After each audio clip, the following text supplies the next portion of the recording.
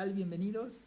Soy el doctor Miguel Ángel Estrada Méndez, soy médico especialista en cirugía general y profesor de la materia de anatomía. Es un gusto estar con ustedes, espero que se encuentren muy bien. Y pues bueno, el día de hoy vamos a hablar sobre lo que son las generalidades del sistema nervioso. Y pues bueno, los que tengan alguna duda y me quieran contactar, lo pueden hacer a través de Twitter, donde tengo la cuenta @yanque_m o como doctor Miguel A. Estrada. ¿Sí? Bueno, sin más preámbulo, los siguientes son los objetivos de nuestro tema. En esta clase vamos a aprender a conocer la definición y función del sistema nervioso. Vamos a definir la estructura y organización del mismo. Vamos a determinar el origen embriológico también. Y vamos a mencionar también lo que es la división anatómica en sistema nervioso central y periférico y la división funcional en sistema somático o voluntario y sistema autónomo, visceral o involuntario. Y debemos de entender los componentes y organización de cada uno de ellos, del sistema nervioso central, del sistema nervioso periférico y del sistema nervioso autónomo o vegetativo. Pues bien, nuestro primer objetivo, conocer la definición y función del sistema nervioso. Recordemos que al ser un sistema va a estar conformado por múltiples órganos que van a tener el común denominador de tener tejido nervioso. Por lo tanto, vamos a definir al sistema nervioso como un conjunto de formaciones anatómicas que van a compartir este tejido nervioso, cuya función principal va a ser permitir al organismo reaccionar frente a los cambios que se producen en el medio ambiente y en el medio interno. De esta manera nosotros vamos a través de nuestro sistema nervioso a relacionarnos con el exterior. Podemos, gracias a lo que es el sentido de la vista, ver las imágenes que van a llegar a nuestra retina y a través de neuronas especializadas van a ser impulsadas hacia el cerebro para ser procesadas. Podemos escuchar, gracias al sistema nervioso, interpretamos los sonidos, interpretamos las palabras, podemos oler, podemos reconocer el sabor de algún alimento y también podemos sentir dolor, podemos sentir frío, sabemos si está haciendo calor, si está haciendo frío, podemos sentir cuando alguien nos empuja, ¿sí? Y además nos relacionamos con ese medio. Tenemos la capacidad de movilizarnos, de movernos, gracias a lo que es el aparato locomotor, que es comandado por el sistema nervioso. Entonces, de esta manera vamos a ir reaccionando frente a nuestro medio ambiente. Pero también el sistema nervioso controla nuestro medio interno, mantiene un equilibrio conocido como homeostasis. De esta manera, el sistema nervioso controla la frecuencia cardíaca del corazón, controla su contractilidad y su función de bomba que tiene. También controla lo que es la circunferencia de los vasos sanguíneos, controla el movimiento de las vísceras y mecanismos como pueden ser la digestión, ¿sí? A través de lo que es la coordinación de varios sistemas, de liberación de hormonas, etc. ¿Sí? Entonces prácticamente está controlando e integrando muchas de las actividades de nuestro organismo, algunas tan complejas como es la circulación y la respiración, que son vitales. Y pues bueno, entonces el sistema nervioso se va a componer para poder funcionar y estructurarse de células especializadas. ¿Cuál es la función que van a tener estas? Va a ser recibir los estímulos sensitivos, que habíamos dicho pueden ser el dolor, puede ser el frío, puede ser el calor, la presión, o incluso pueden ser estímulos que decíamos visuales, auditivos, etc. Y estos van a ser transmitidos hacia lo que es el cerebro y de ahí van a venir también lo que son órganos efectores, como el músculo, van a recibir una orden que puede generar una respuesta de movimiento, o a las glándulas para la secreción de sus hormonas. Por ejemplo, tenemos lo que son los estímulos sensitivos, que van a ser aferentes. ¿Qué quiere decir esto? Que van a ingresar a lo que es nuestro sistema nervioso. De tal manera que, por ejemplo, cuando nosotros nos quemamos, recibimos el dolor y este va a viajar a través de lo que son los nervios para ingresar a la parte posterior de la médula. Se va a generar ahí un arco reflejo que va a ser de salida para mover el músculo. Pero bueno, esta información que ingresa asciende hasta lo que es la corteza sensitiva para que nosotros nos hagamos conscientes de que hubo un dolor. Entonces, de esta manera se almacena ese dolor en nuestro sistema nervioso gracias a este estímulo sensitivo.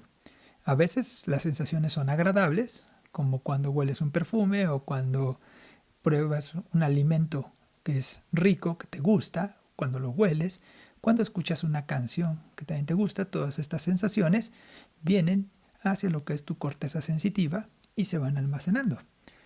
También, por ejemplo, los estímulos visuales van a viajar a través del nervio para llegar a lo que es la corteza cerebral en la región posterior.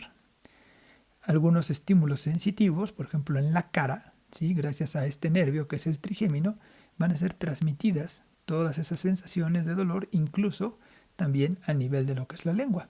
Entonces los estímulos sensitivos o aferentes son aquellos que ingresan desde nuestro sistema nervioso periférico hacia el central. Y tenemos también lo que son los impulsos motores o eferentes, que son de salida.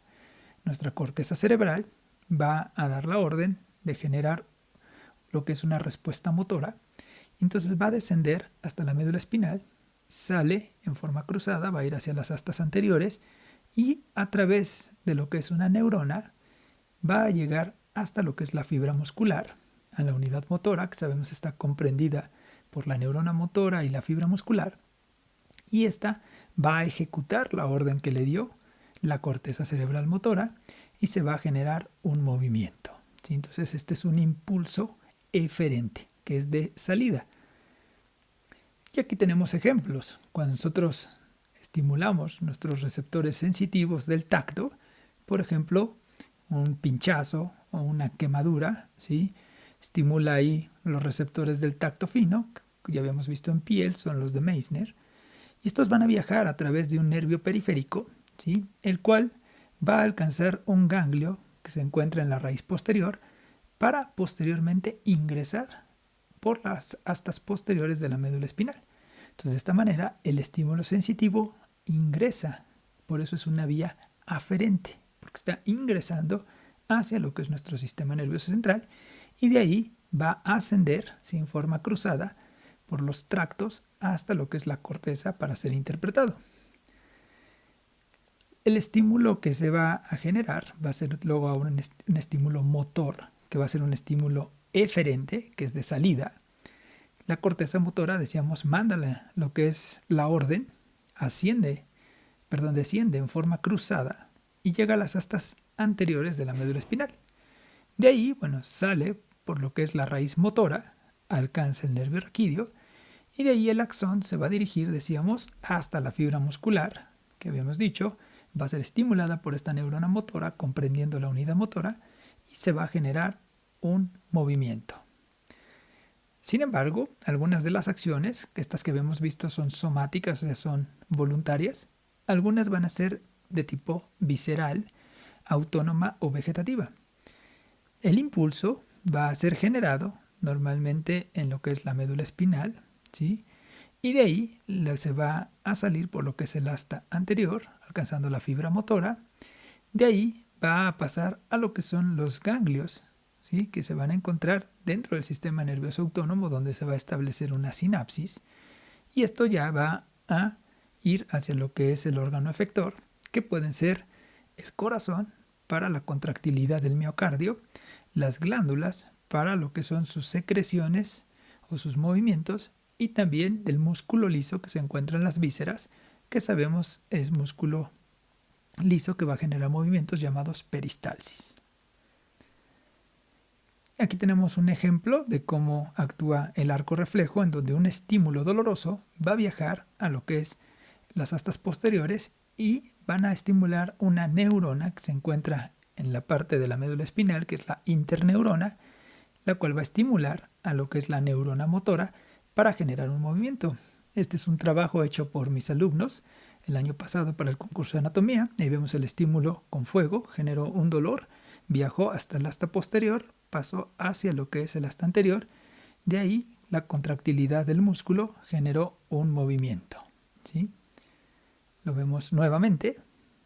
Estímulo doloroso, viaja el impulso eléctrico a través del asta posterior, hace lo que es el arco reflejo, va al asta anterior y va a estimular a la neurona motora, la cual contrae el músculo para generar un movimiento de retirada, ¿sí? Es como cuando nosotros nos quemamos, tomamos un comal caliente o una plancha caliente, y entonces el arco reflejo se va a encargar de enviar lo que es esa información sensitiva, dolorosa, y estimular a la neurona motora para que nosotros retiremos lo que es nuestras manos, nuestros músculos, de lo que es el estímulo nociceptivo o doloroso. Continuando todavía con la definición y función, entonces el sistema nervioso central va a recibir, ¿sí?, todo lo que nos ingresa, y aparte los va a interpretar. Entonces recibe e interpreta estímulos sensitivos que ya dijimos son aferentes, ¿sí?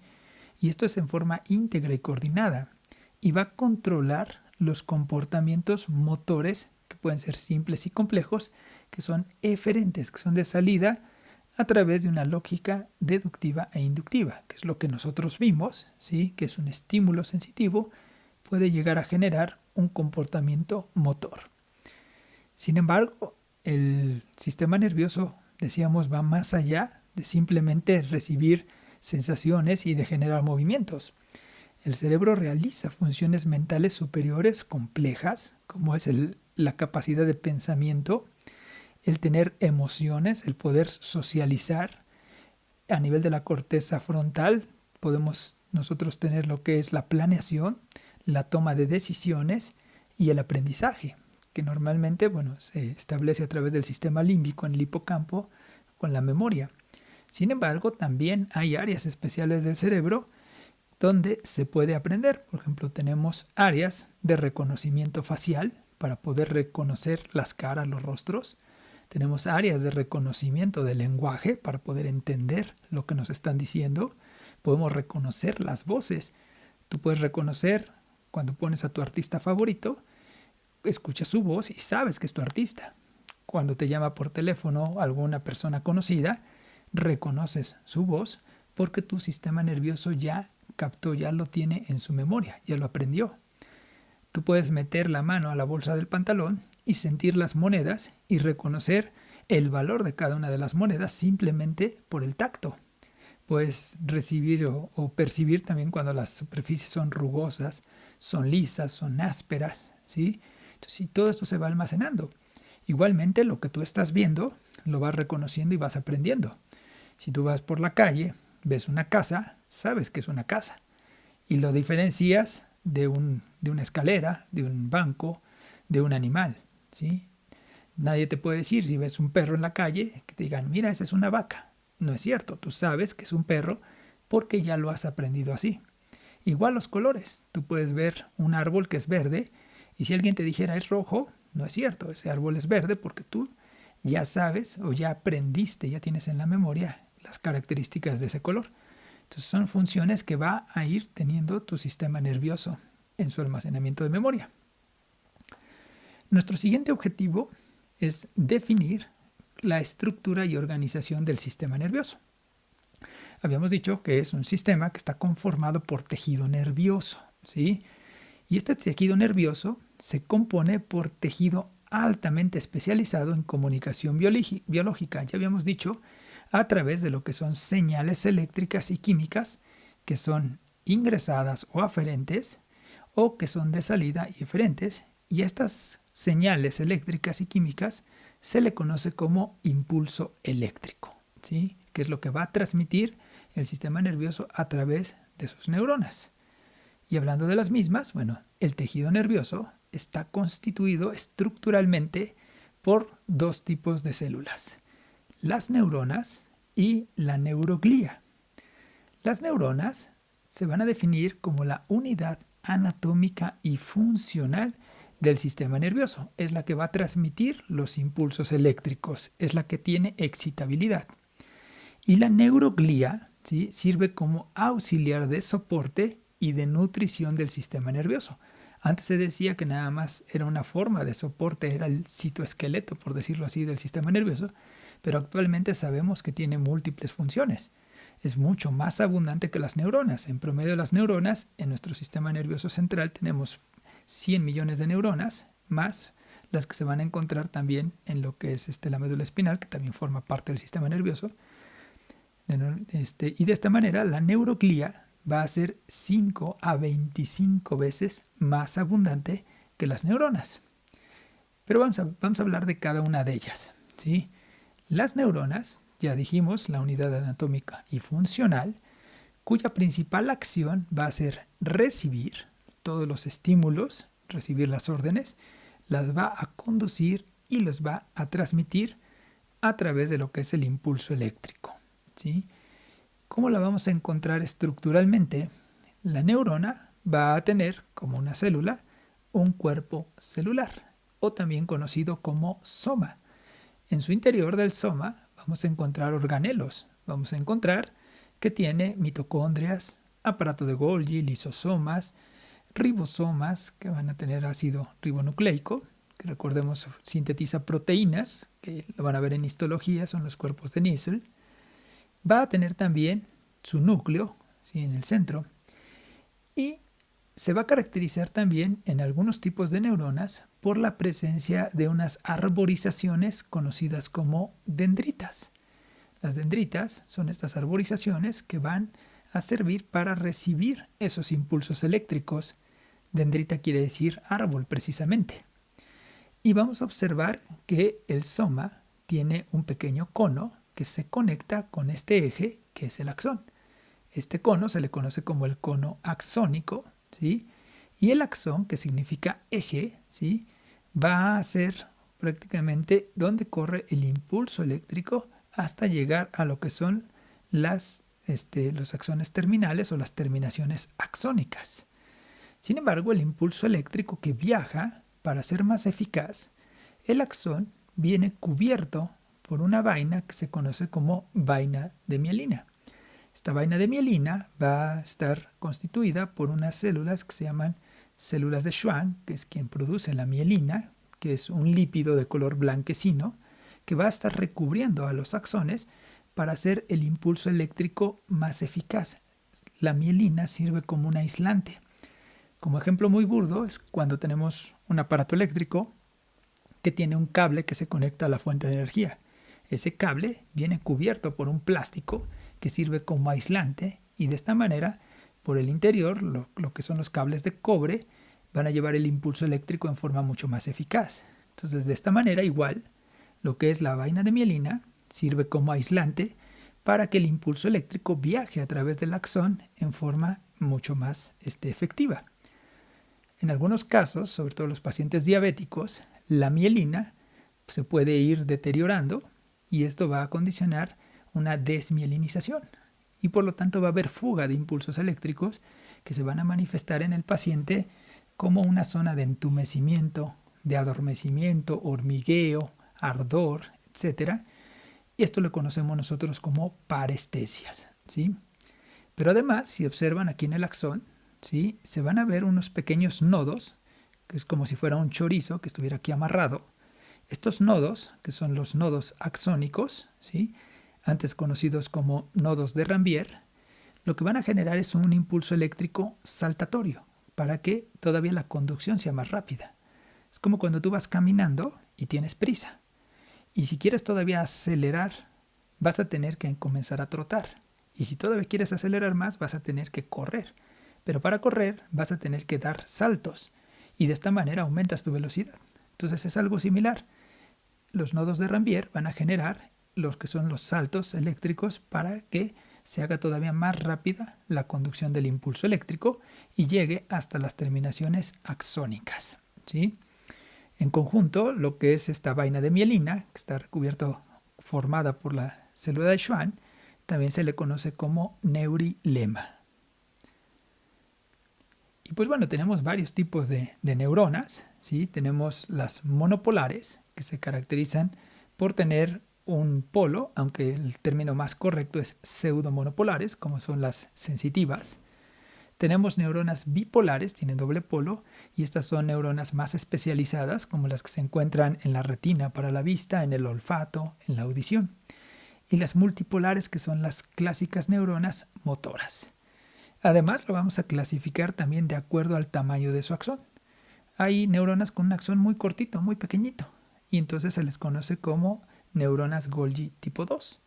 Pero hay unas que tienen axones muy largos. Por ejemplo, la que va hasta el dedo pulgar, que viene desde aproximadamente C6, va a salir entonces desde el sexto nivel de la columna cervical y va a viajar a través del nervio periférico hasta llegar a estimular los músculos que mueven a lo que es el dedo pulgar. Y de esta misma manera también el dedo pulgar, sus receptores sensitivos van a viajar por estos axones largos hasta llegar a lo que es la médula espinal. Entonces esto se le conoce como axones tipo Golgi 1. Hay otros que son sin axón, ¿sí? Y pues bueno, también tenemos, de acuerdo a la forma de su soma, neuronas estrelladas, neuronas piramidales como las que se encuentran en la corteza del cerebelo y del cerebro, neuronas fusiformes. También, de acuerdo al tamaño del soma, pueden ser pequeñitas, pueden ser grandes o hasta incluso gigantes.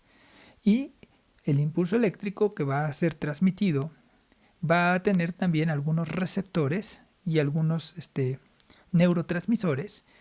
Y dependiendo del tipo de neurotransmisor, se les van a conocer como dopaminérgicas, las cuales van a tener como neurotransmisor a la dopamina, colinérgicas, aquellas que tienen como neurotransmisor a la acetilcolina, y noradrenérgicas, las que tienen a la noradrenila respectivamente. Entonces, pues bueno, ¿cómo las vamos a clasificar desde el punto de vista funcional? Vamos a tener neuronas receptoras o aferentes, ya dijimos que van a recibir ese impulso sensitivo, ¿sí? Este tipo de neuronas normalmente tienen un axón periférico y un axón central, ¿sí? Es el axón periférico, viene el soma, que carece de dendritas, su axón central, ahorita vamos a ver una imagen más adelante, y sus terminaciones axónicas establecen contacto. Recordemos que cuando una neurona estimula a otra, lo hace a través de una conexión conocida como sinapsis. Y entonces, de esta manera, el pulso eléctrico pasa de una neurona a otra.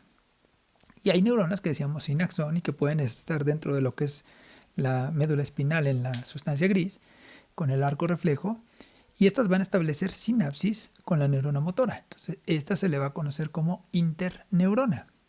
Y la neurona motora, que dijimos que la característica principal es la presencia de dendritas en el soma, va a conducir el impulso eléctrico, sale por el cono axónico, pasa por el axón, decíamos el impulso saltatorio, hasta llegar en sus terminaciones axónicas a lo que es la fibra muscular, estableciendo la unidad motora y generando una contracción.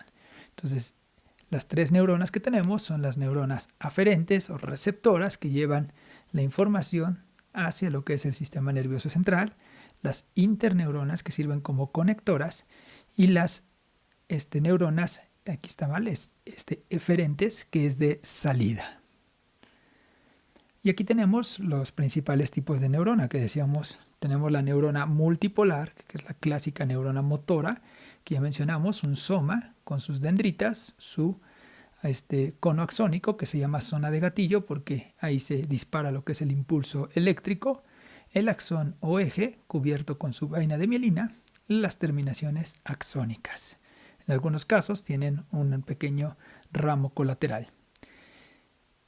La neurona bipolar, que decíamos está en el tejido especializado del olfato, de la audición, de la vista, va a tener dos polos, tiene entonces unas dendritas muy ramificada, muy larga, que va a llegar a lo que es el soma, que carece del resto de más dendritas, su zona de gatillo, que es el cono axónico, su axón, y sus terminaciones axónicas, que son las que van a llegar a impulsar o pasar ese estímulo eléctrico hacia la siguiente neurona. Y la clásica neurona pseudomonopolar o unipolar, que decíamos se caracteriza por tener lo que es una terminación axónica también, pero el impulso viene desde lo que es una prolongación periférica, ¿sí?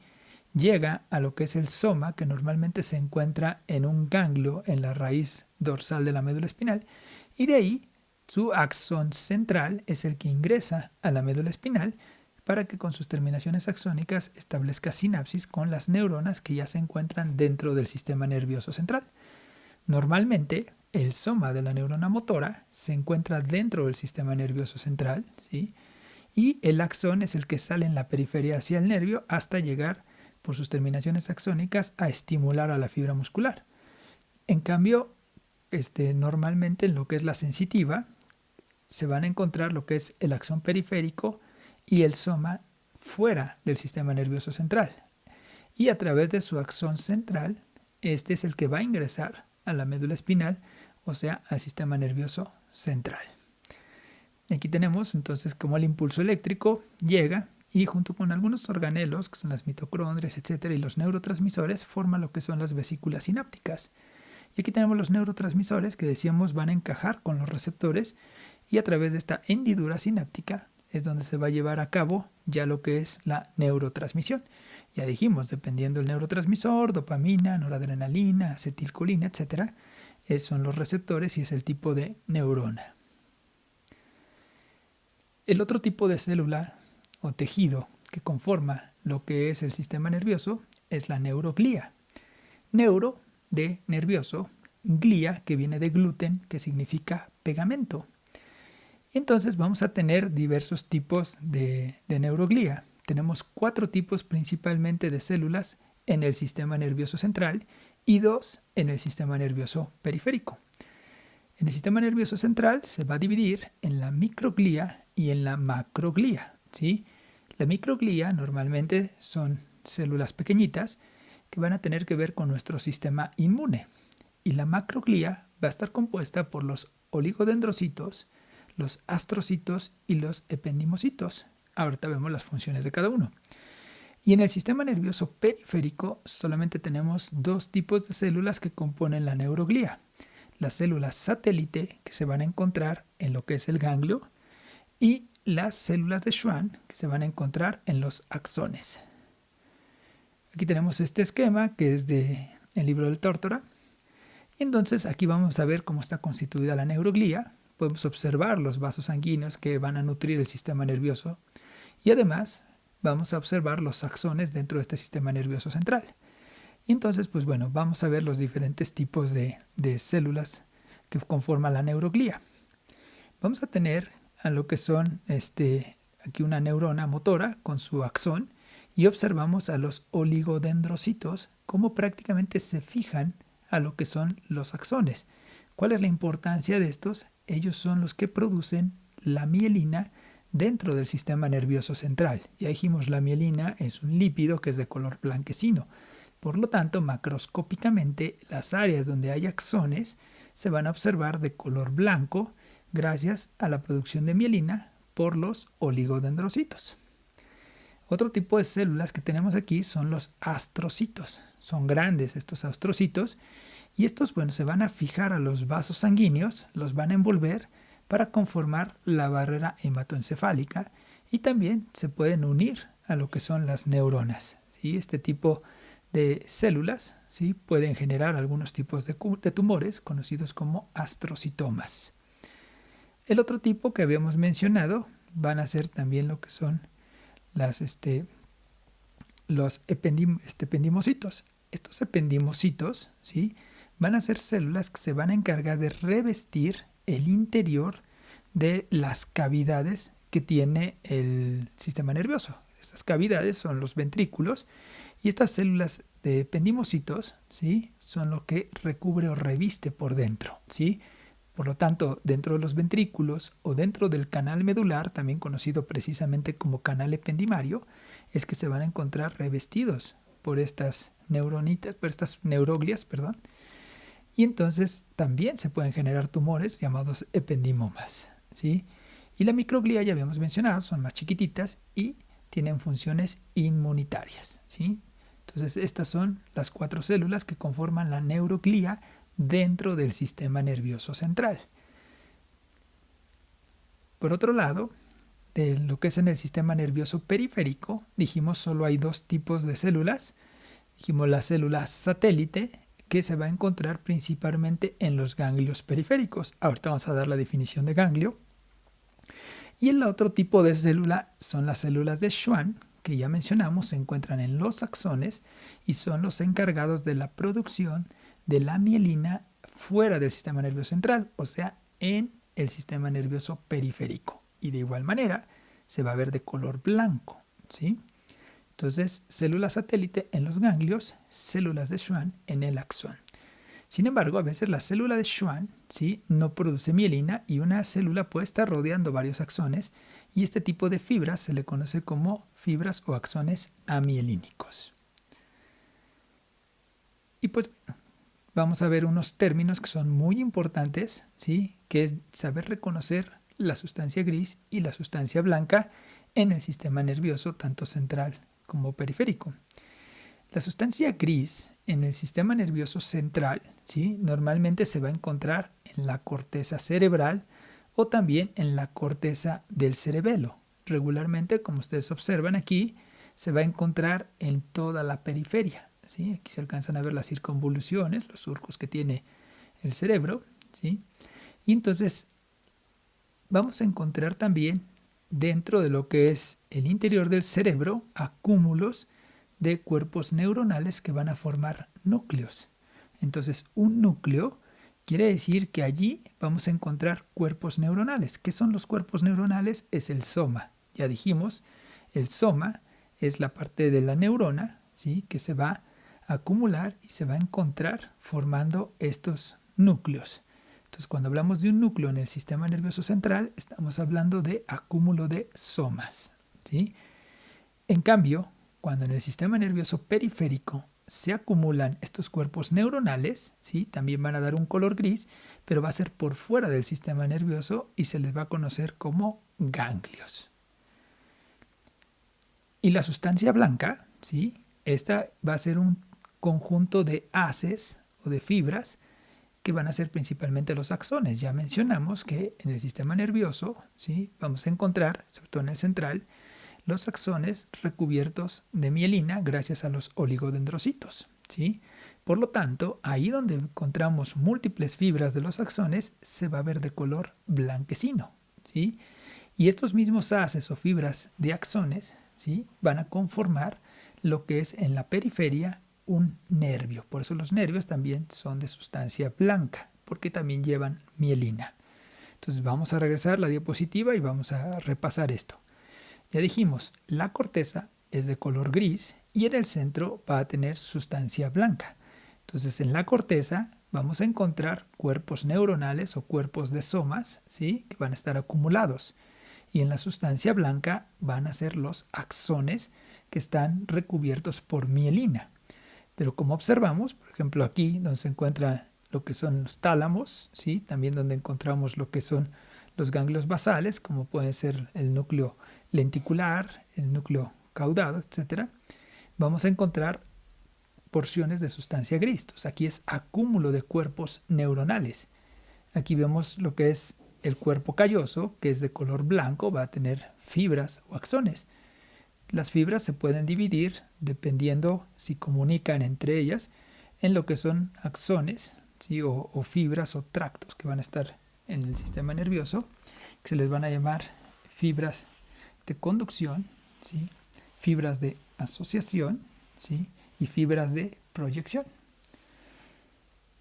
También observamos aquí en un corte sagital a lo que es el cerebro. Aquí volvemos a ver ahora el cuerpo calloso, que en un corte sagital tiene forma de una letra C, donde va a tener un pequeño pico, donde tiene una rodilla, parte del cuerpo, y lo de atrás que se llama esplenio. Y abajo vamos a observar lo que conocemos como el tallo cerebral, que está conformado, vamos a ver ahorita que veamos la organización embriológica, el mesencéfalo, que es la parte más alta del tallo cerebral, o también llamada pedúnculo cerebral, porque detiene como si fueran unos piecitos al cerebro.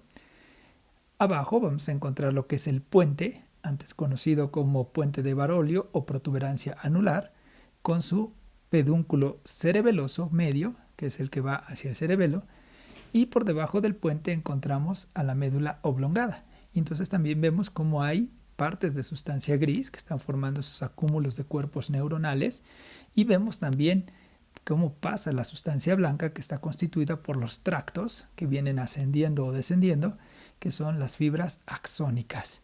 Igual en el cerebelo vemos cómo la corteza cerebelosa se encuentra en la periferia y en el centro se encuentra sustancia blanca que forma un aspecto de un árbol conocido como el árbol de la vida.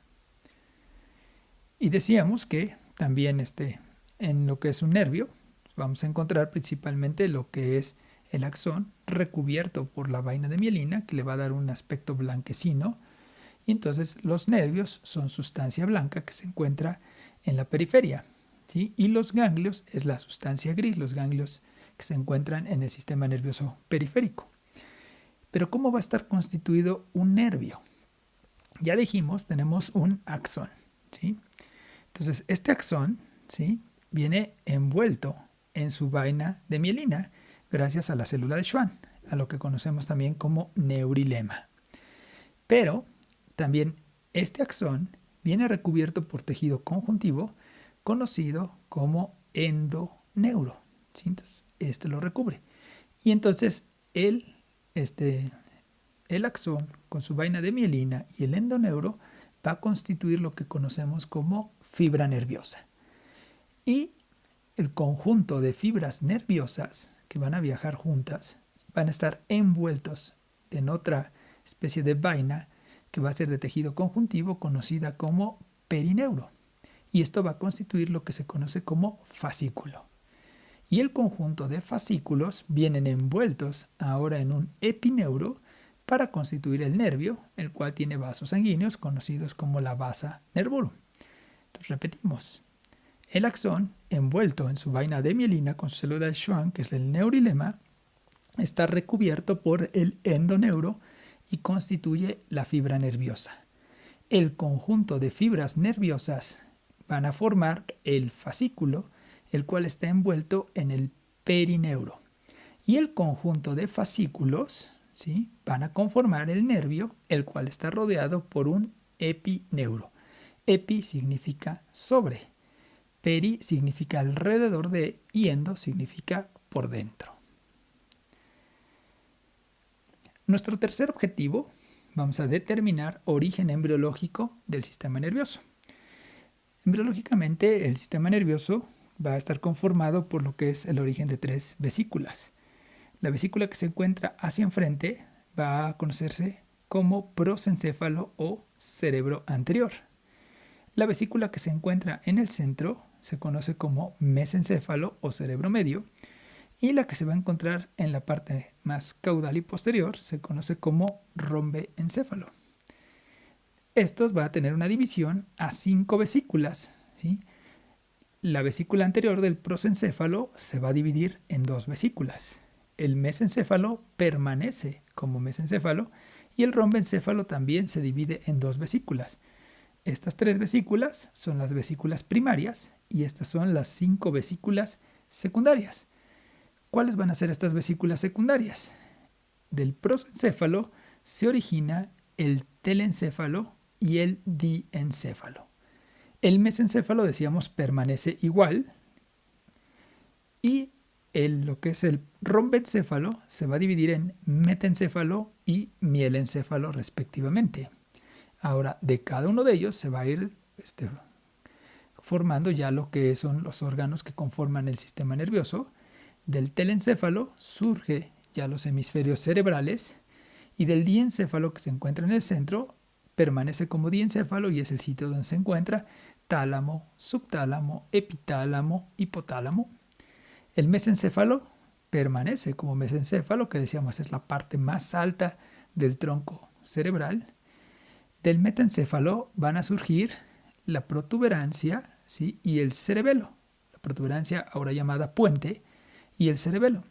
Y del mielencéfalo viene lo que es la médula oblongada, antes llamada bulbo raquídeo, ¿sí?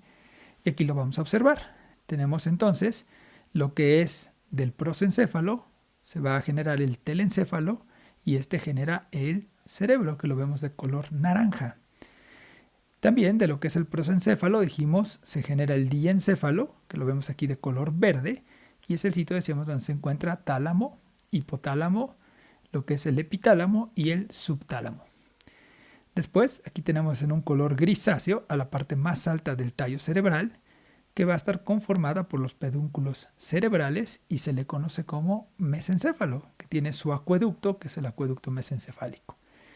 Hacia abajo tenemos el puente, antes llamado, decíamos, protuberancia anular o puente de Barolio, ¿sí?, que va a estar aquí en color amarillo, y por detrás al cerebelo y van a derivarse del rombencéfalo, ¿sí? Que secundariamente se le conoce como metencéfalo. Y finalmente del rombencéfalo, que va a tener la vesícula secundaria mielencéfalo, vamos a tener la generación de la médula oblongada, la cual observamos aquí en un color morado, ¿sí? Ya después, una vez que sale el tallo cerebral, pasa a través de lo que es el agujero magno del occipital y comienza lo que es la médula espinal. Aquí tenemos nuevamente ya lo que es en el interior las estructuras que mencionábamos, ¿sí? Aquí está el cerebro, ¿sí? Que viene, decíamos, del telencéfalo, el diencéfalo, que viene directamente del prosencéfalo. Tenemos, decíamos, el mesencéfalo, que viene de la vesícula primaria mesencéfalo y continúa como mesencéfalo. Después tengo el resto del tallo, que va a estar formado por el puente, ¿sí? Y hacia atrás lo que es el cerebelo, ambos vienen del metencéfalo. Y finalmente la médula oblongada, que proviene del mielencéfalo. Aquí lo vemos nuevamente. Tenemos el diencéfalo, tengo aquí lo que es mesencéfalo, tengo lo que es el puente, ¿sí? Y tengo lo que es la médula oblongada y hacia atrás el cerebelo. Sin embargo, también entre lo que son estas divisiones embriológicas, en el interior se van a encontrar unas cavidades, ¿sí? Estas cavidades van a ir formando dentro de su desarrollo lo que se conocen como los ventrículos.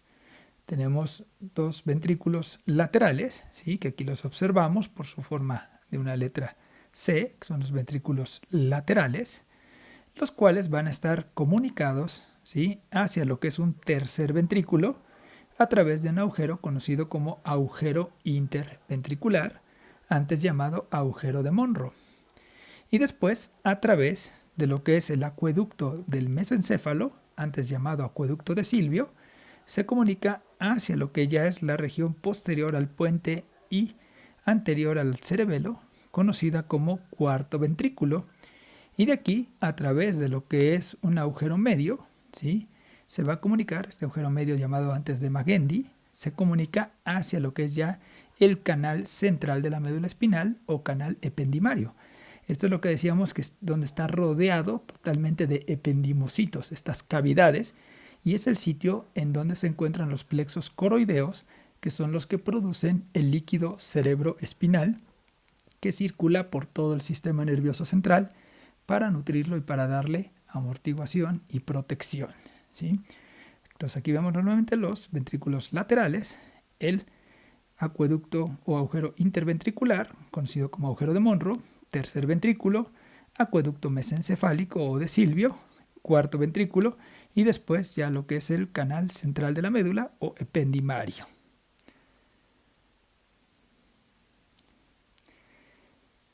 Nuestro cuarto objetivo es mencionar la división estructural y funcional del sistema nervioso.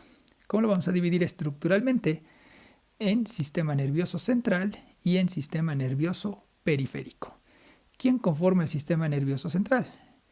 El encéfalo, que es el cerebro, con el diencéfalo, ¿sí? Con lo que es el tallo cerebral y el cerebelo.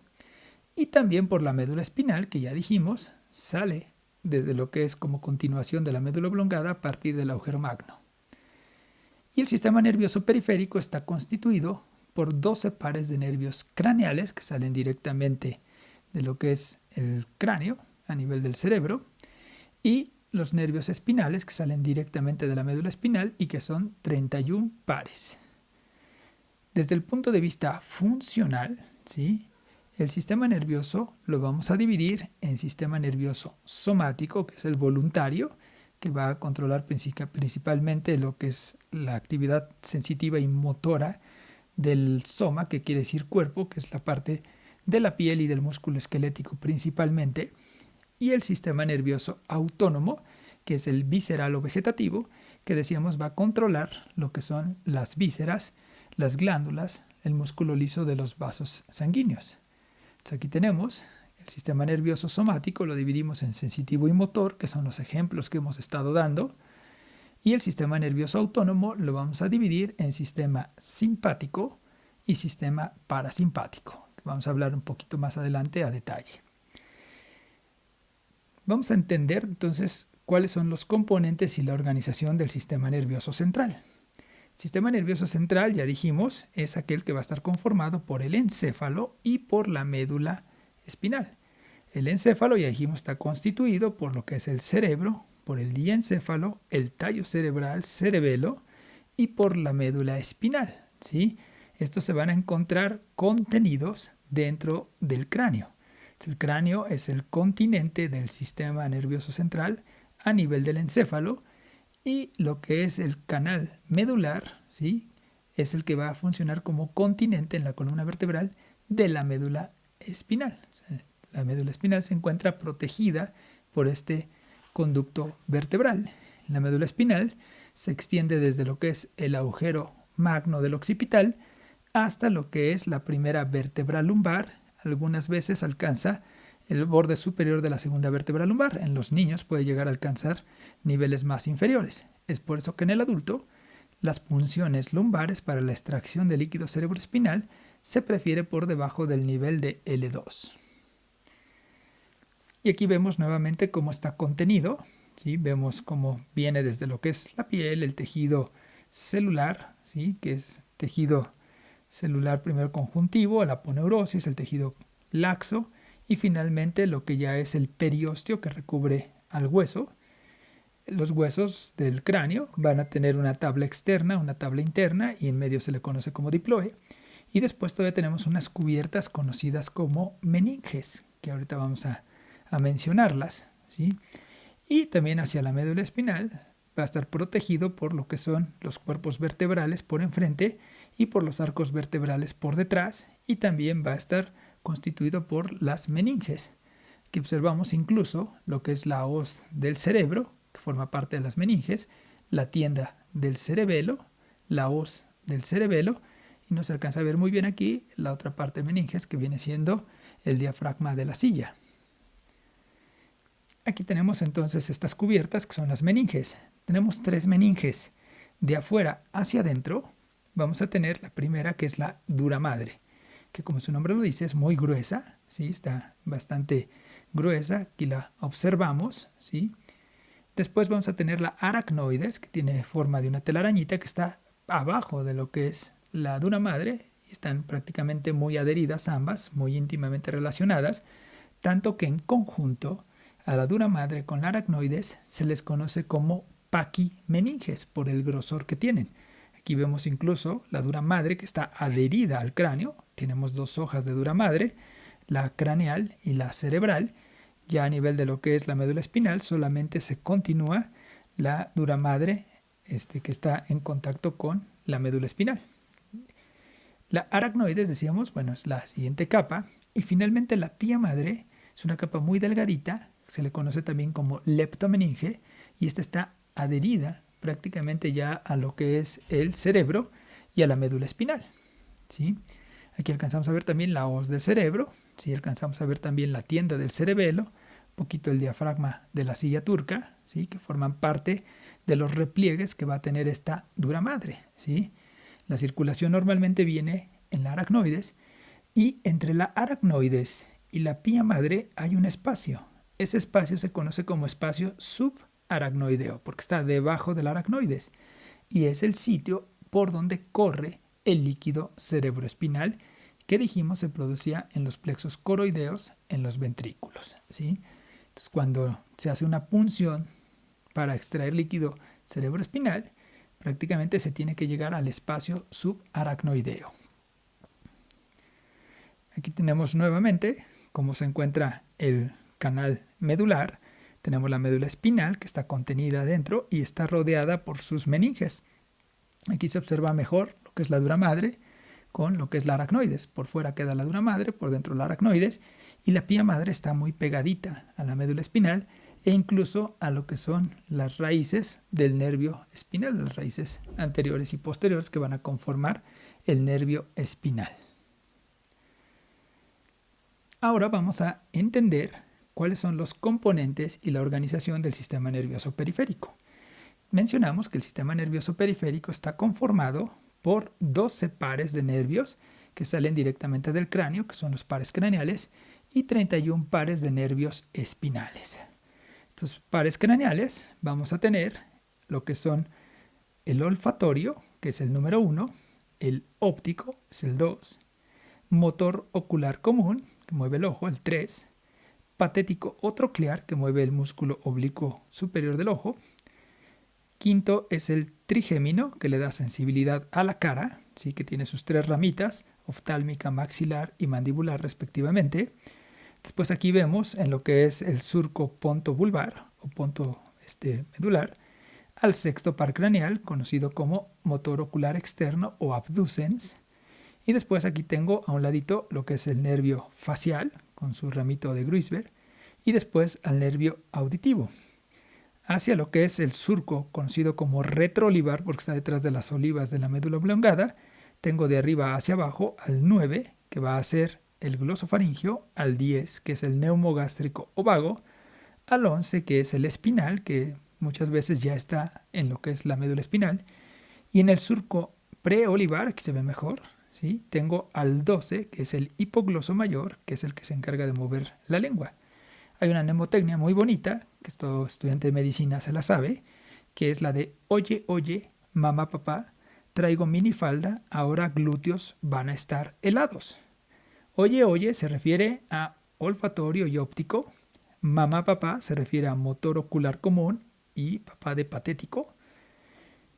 Traigo minifalda, traigo de trigémino, mini de motor ocular externo, falda de facial. Ahora auditivo, glúteos, glosofaringio, van, vago o neumogástrico, estar, espinal, helados, hipogloso mayor. Entonces, de esta manera es fácil aprendérselos. Lo que son los nervios olfatorio, óptico y auditivo, o sea, 1, 2 y 8, son puramente sensitivos. O sea, que van a recibir sensaciones de olfato, de la vista y de la audición, ¿sí? Tenemos algunos nervios como el motor ocular común, que es el 3, patético, que es el 4, motor ocular externo o abducen, que es el 6, que son motores y se encargan de mover principalmente lo que es el ojo, ¿sí? El facial, que va a tener función también motora, ¿sí?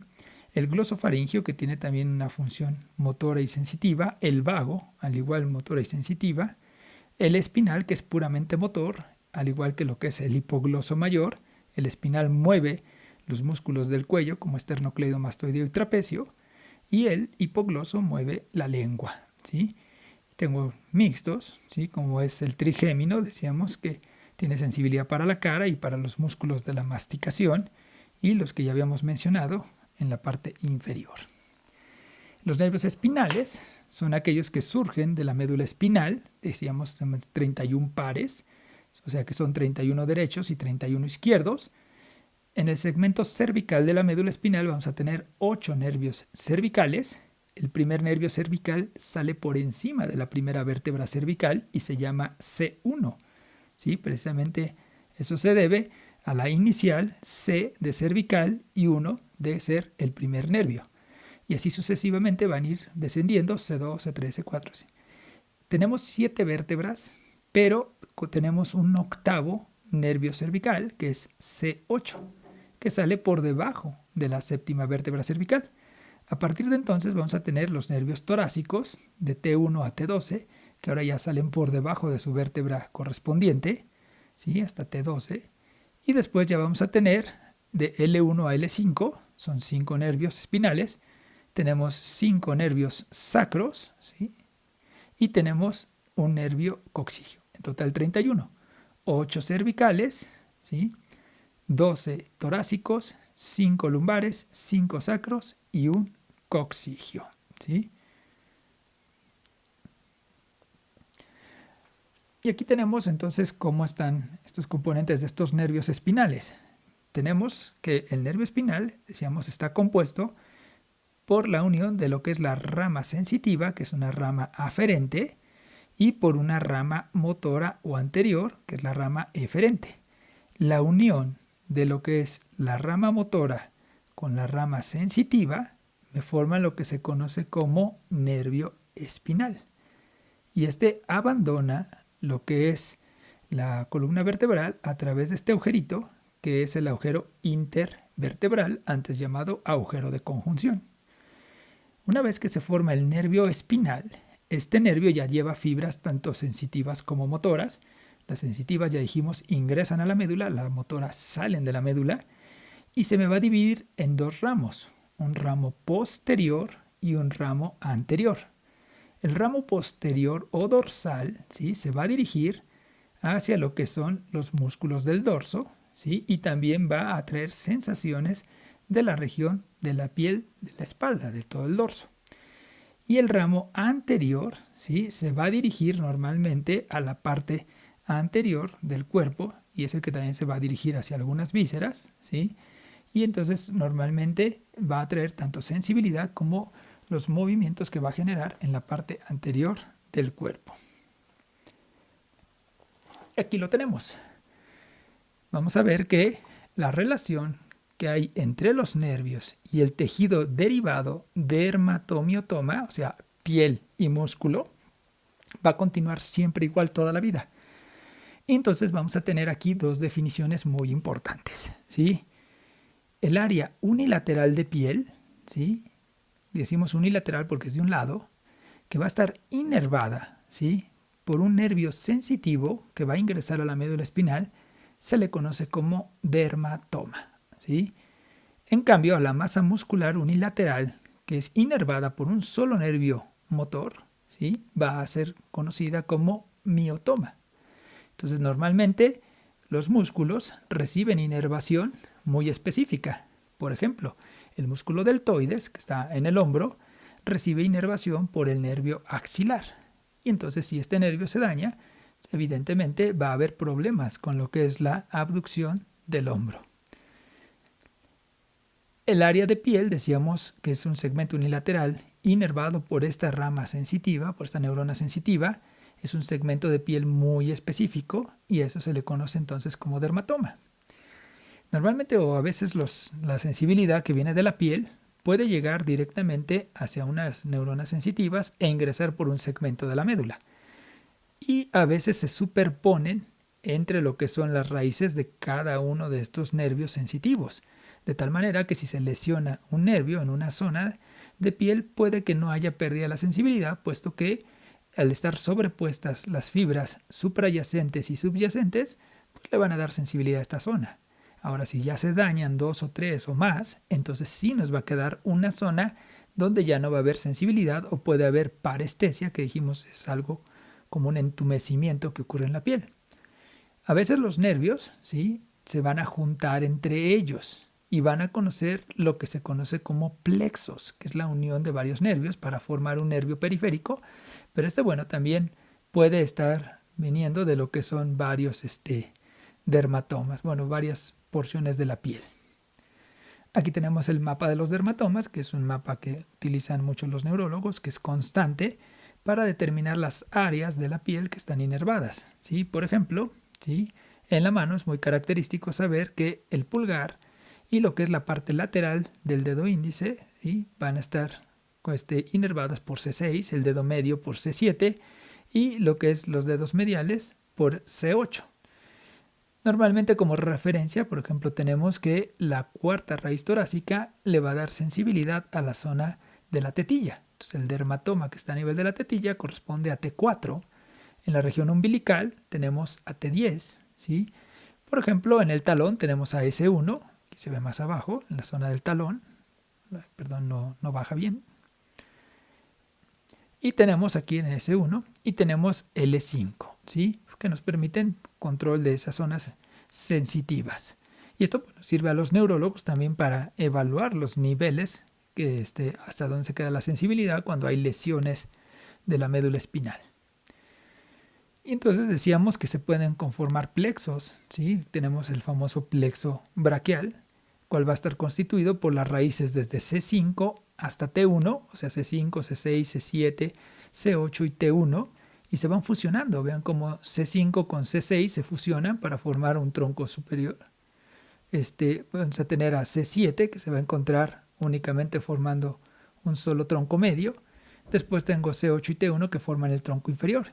Pero después estos tienen divisiones, división anterior, división posterior, y van a ir formando fascículos anterior, fascículo lateral, fascículo medial, y después estos van a ir ya formando algunos nervios, algunos otros forman divisiones, como la división lateral y medial de estos fascículos que forman el nervio mediano, etc.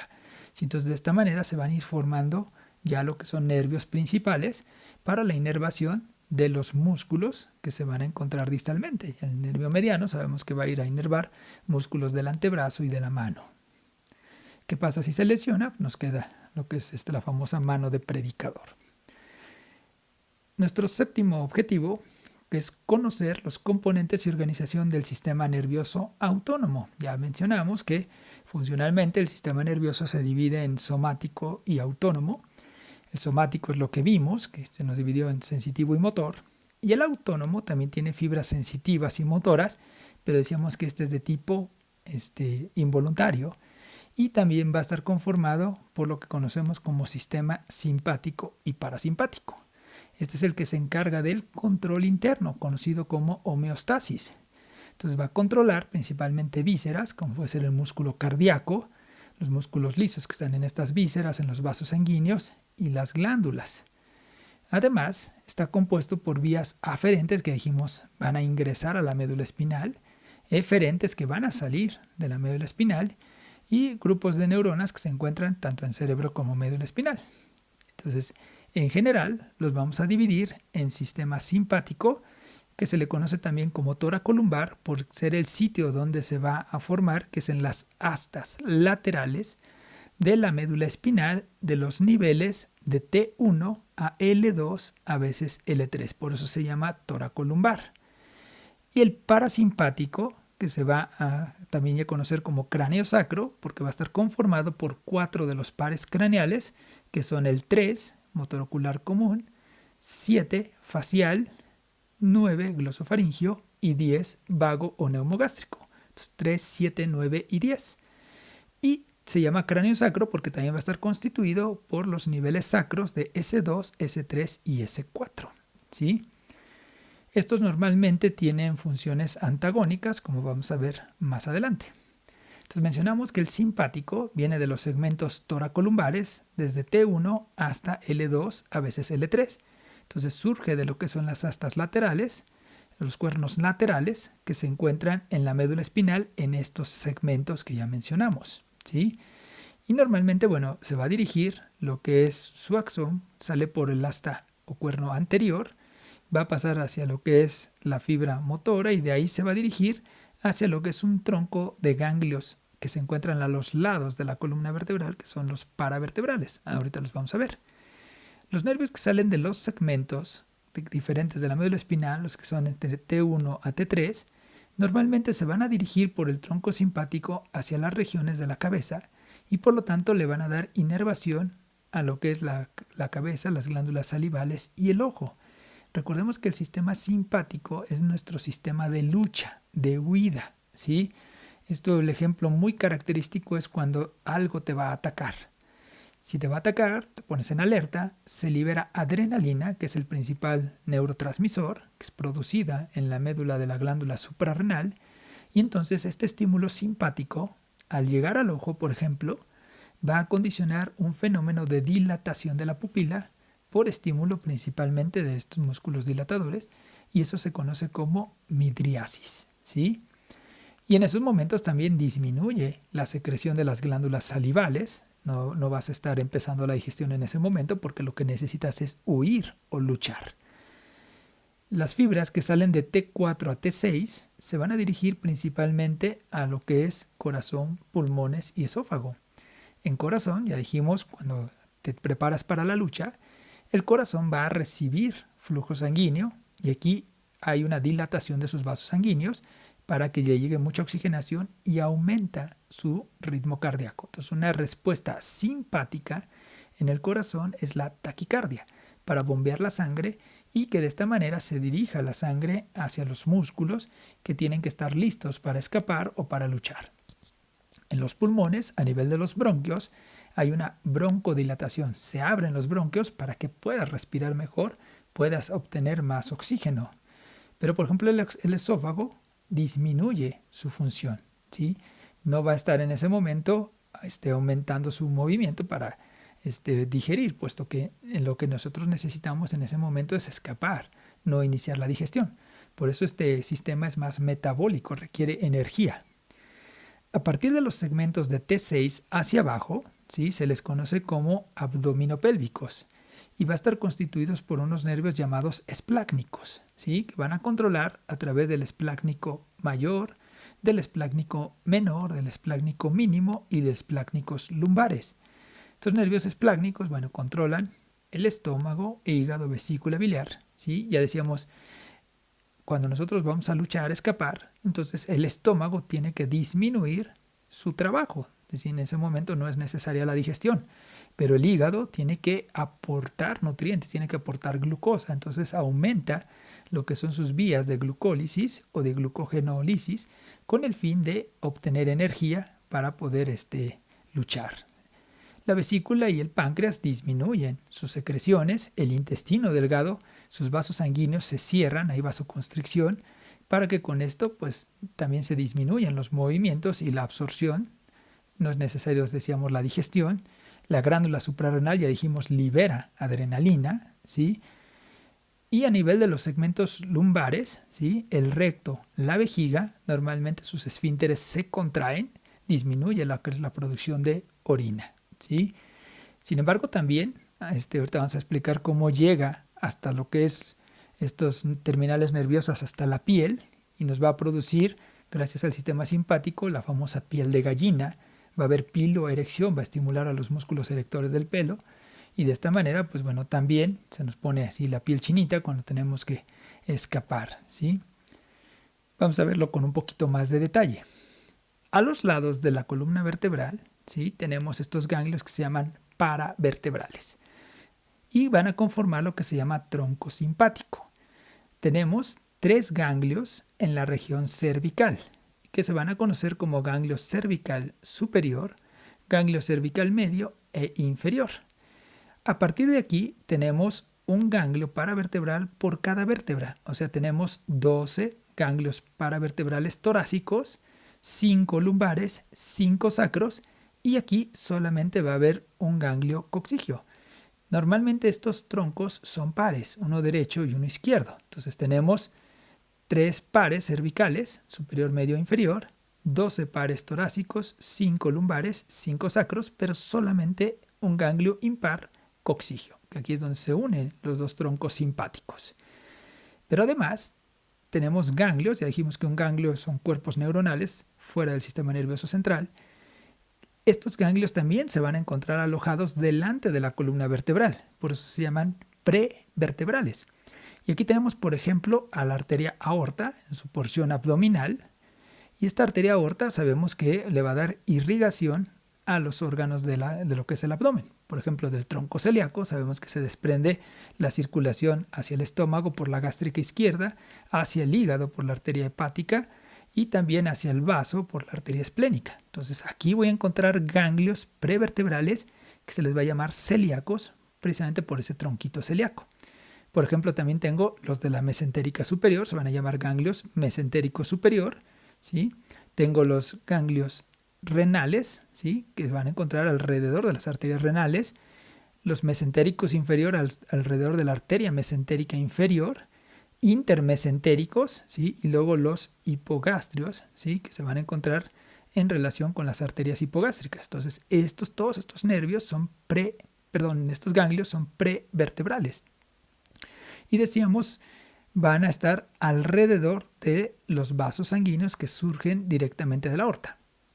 Entonces ya dijimos, por ejemplo, los ganglios que están alrededor de las arterias renales, ¿sí?, van a formar nerviecitos que se van a enredar en la arteria renal.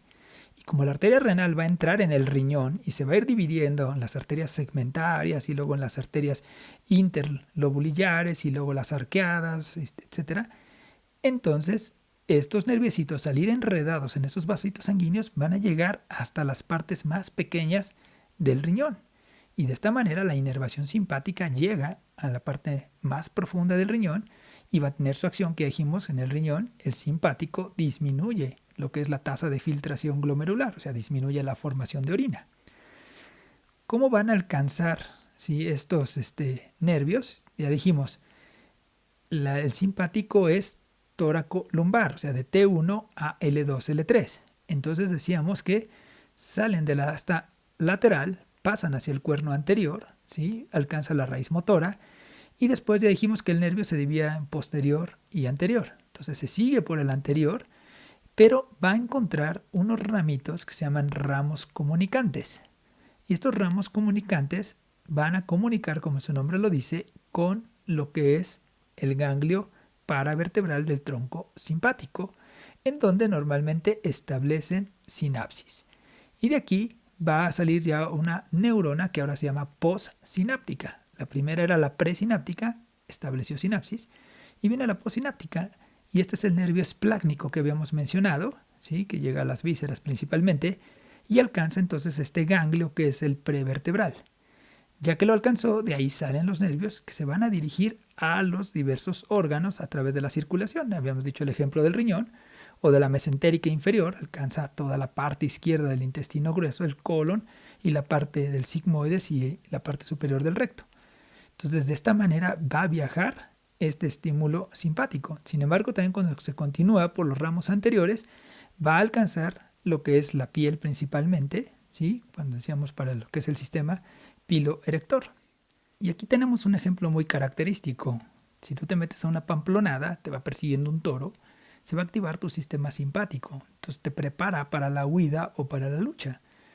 Habíamos mencionado entonces que desde los segmentos toracolumbares surge lo que es este nervio, va a ir acompañando lo que es el asta anterior, alcanza por lo que es los ramos comunicantes el tronco simpático, y entonces aquí puede tomar varios caminos. Puede seguir por el nervio y dirigirse a lo que es la piel, por ejemplo, para poner la piel de gallina, como en este caso, a través de la piloerección.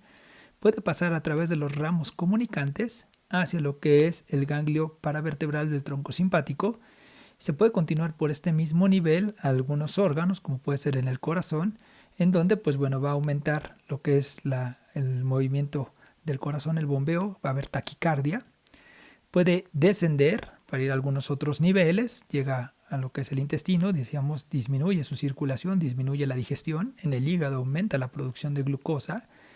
A nivel de lo que es en forma ascendente, puede llegar a través de la circulación carotídea hasta lo que son el músculo dilatador de la pupila, generar una midriasis para tener una mejor visión y poder escapar. Aquí vemos un ejemplo de cómo se ve una pupila dilatada o midriática, ¿sí? A nivel de lo que son los pulmones, genera broncodilatación para una mejor entrada de aire. En resumen, el sistema simpático está conformado por los niveles de T1 a L2, L3, por eso es toracolumbar.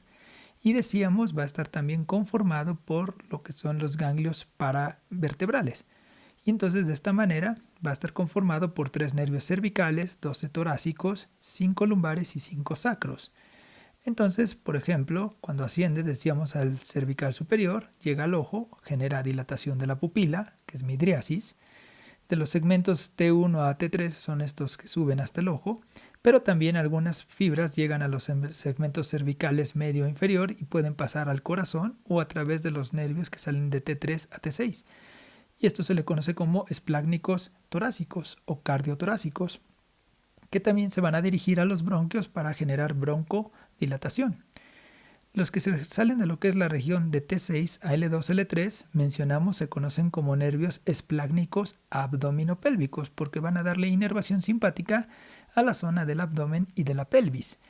Las acciones, ya habíamos mencionado, el esplácnico mayor llega a los órganos abdominales superiores, aumenta lo que es la producción de glucosa por el hígado, disminuye las secreciones del estómago, del páncreas, del vaso. También su circulación, se inhibe lo que es la digestión. A nivel de lo que es el riñón, disminuye la tasa de filtración glomerular, hay menor producción de orina. Ya dijimos que el estímulo viene de la glándula suprarrenal a través de adrenalina. El intestino también disminuye su circulación y la digestión por ende. Y los nervios lumbares, que van a llegar a la zona de la pelvis, en la vejiga aumenta lo que es el esfínter de la vejiga, de tal manera que con eso nosotros no nos orinamos. Entonces aumenta el tono. Aumenta también lo que es el esfínter a nivel de lo que es la región del ano, también para no evacuarnos. Y a nivel genital, normalmente el simpático se encarga de la eyaculación. Por el contrario, el sistema parasimpático va a ser el de relax, el que vas a estar tranquilo. Ya tuviste la lucha, huiste de la pamplonada y ahora pues necesitas descansar. O vas a ver una película, te vas a relajar. Y entonces en este caso vas a ahorrar energía. Habíamos mencionado que a este se le conoce como cráneo sacro porque está conformado por pares craneales que son el 3, el 7, el 9 y el 10. Y habíamos dicho que el 3 es el motor ocular común que ayuda a movimientos de los ojos, el 7 es el facial que mueve los músculos de la cara, el 9 glosofaringio que interviene en lo que es la deglución y el 10 que es el vago que interviene con funciones principalmente de las regiones torácicas y abdominales, por eso se llama neumogástrico también, hasta llegar prácticamente en el intestino grueso hasta el ángulo esplénico o ángulo cólico izquierdo. ¿Sí? Toda esta es la acción, aquí se ven en color azulito, todo lo que va a abarcar estos nervios sacros, estos nervios craneales. Pero aquí estos nervios van a tener una función parasimpática. El tercero, a través de un nervio que se llama de Westphal, va a llegar a un ganglio, se conoce como ganglio ciliar, que está en el ojo, y de ahí se va a dirigir sus fibras hacia lo que es el músculo esfínter de la pupila. Y entonces ahora viene lo contrario, la pupila se hace chiquita, eso se llama miosis. ¿Sí? El séptimo par va a tener su función parasimpática a través de un ganglio que se encuentra dentro de lo que es el cráneo, en lo que es la fosa pterigopalatina, ahí se encuentra su ganglio, y este va a llegar directamente a lo que es la glándula lagrimal. ¿Sí? Entonces el parasimpático se encarga de aumentar la producción de lágrimas. Por eso decimos que llorar no es simpático, es parasimpático. Entonces, ya con esto no se les olvida. ¿Sí? Y pues bueno, también a través de lo que es el séptimo par, ¿sí? Va a tener acciones hacia lo que es la glándula parótida para aumentar lo que es la secreción de saliva e iniciar la digestión. El noveno par también va a estar contribuyendo a lo que es la inervación de las otras glándulas salivales menores, mayores, como es la glándula sublingual y la submandibular o submaxilar. Y va a aumentar también la secreción de saliva.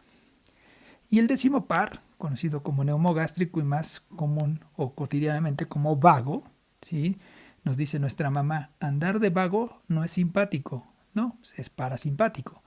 Y la acción que tiene es la contraria al simpático. Entonces, si dijimos que el simpático en el corazón aumenta el ritmo porque tienes que escapar, y aquí estás tranquilo, entonces tu corazón late más despacito. Hay bradicardia. A nivel de los pulmones, ¿sí? Puede generar, sobre todo en los bronquios, lo contrario, que se cierra. Los asmáticos que tienen una reacción vagal tienen broncoconstricción, se les cierran los bronquios. Y es por eso que a veces utilizamos adrenalina para volver a abrirlos, para romper ese broncoespasmo, porque la adrenalina estimula el simpático y genera broncodilatación. Entonces este parasimpático genera cierre de los bronquios. Ya decimos, ahora necesitamos almacenar energía. Entonces ahora el hígado se va a encargar de almacenar su glucosita en forma de glucógeno. Ahora sí, lo que es el estómago, el páncreas, pues aumentan sus secreciones, aumenta su circulación, aumentan su digestión para que se estén absorbiendo los nutrientes, al igual que en el intestino se absorben líquidos, nutrientes, etc. A nivel de lo que es el riñón, aumenta la producción de orina, aumenta la tasa de filtración glomerular, y no tiene acción en la suprarrenal. ¿Por qué? Porque aquí se produce la adrenalina.